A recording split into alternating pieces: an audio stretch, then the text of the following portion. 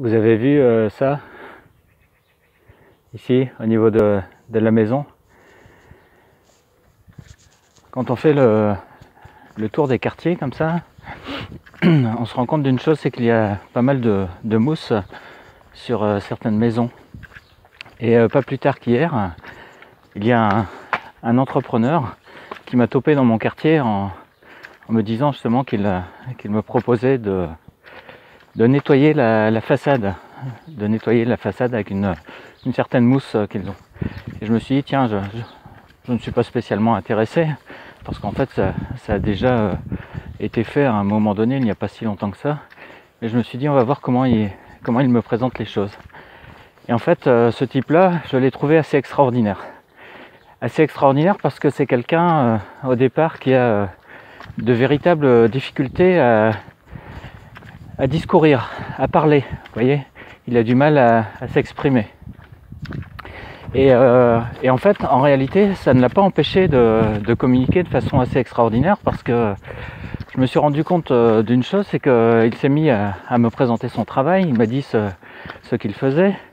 Il a fait référence à un travail qu'il a fait ailleurs, au centre-ville de Brest, et où ça a donné des résultats complètement satisfaisants. Et puis il s'est carrément mis en mouvement. Ça veut dire qu'il est allé chercher son produit. Il m'a dit, attendez, je vais vous montrer quel produit j'utilise. Et donc il a commencé à me vanter les qualités du produit qu'il utilise pour retirer toute la mousse, la pollution qu'il y a par endroits sur les façades, sur les murs, sur certains toits. Et là je me suis dit, extraordinaire parce que c'est vraiment quelqu'un, j'avais carrément du mal à le comprendre, quoi. Vous voyez, au niveau de sa façon de s'exprimer, c'était difficile. C'est vraiment quelqu'un qui avait beaucoup de mal à parler. Et puis en fait, en continuant à l'écouter, je me suis rendu compte qu'il procédait d'une certaine façon. C'est-à-dire, qu'est-ce qu'il faisait? Eh bien, il mettait en avant son travail et il mettait en avant son produit. Et en fait, en mettant en avant son travail et son produit, qu'est-ce qui s'est passé? Eh bien, il s'est passé qu'il s'est vendu lui-même.